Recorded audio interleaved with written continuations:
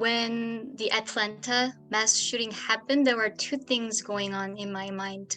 One was that I need to have conversation with my students about this. The other thing is me processing what's been going on and the fear and the disbelief and lament. Asian Americans have experienced a year of rising numbers of hate crimes, racist rhetorics, and violence. The way that Asian Americans have been portrayed during the pandemic, calling coronavirus the China virus or Kung Flu, these stereotypes really build a story of fear, otherness. And so a lot of what we are seeing and what Asian Americans are experiencing today has deep root in the history of our country.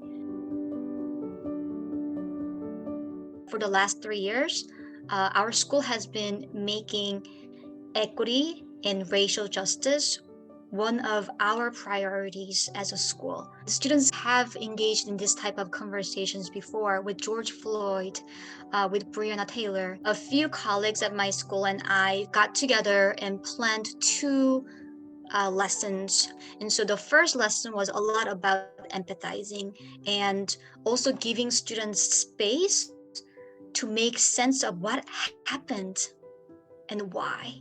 We first named the facts. So 8 people were shot and killed at 3 Atlanta area spas. 6 of the 8 victims were women of Asian descent.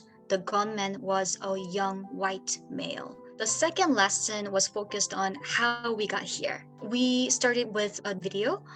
This is not new. Anti-Asian xenophobia has a long history in the US, kind of prompting students to think about, oh, this is not new. This has happened before. When? How? Why? The students had a range of emotions.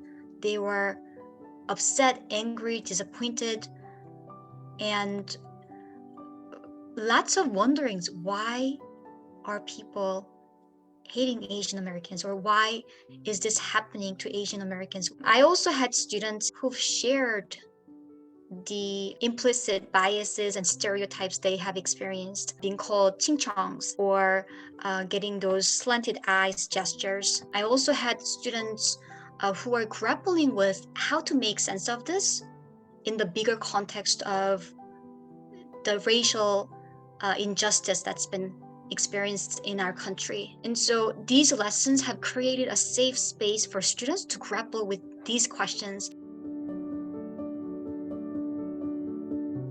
I think there are some simple structures that we can use, noticings and wonderings. It could be a simple video of what happened. Share that with the students. Ask, what do you notice? What do you wonder? Our students are extremely empathetic. They are extremely curious.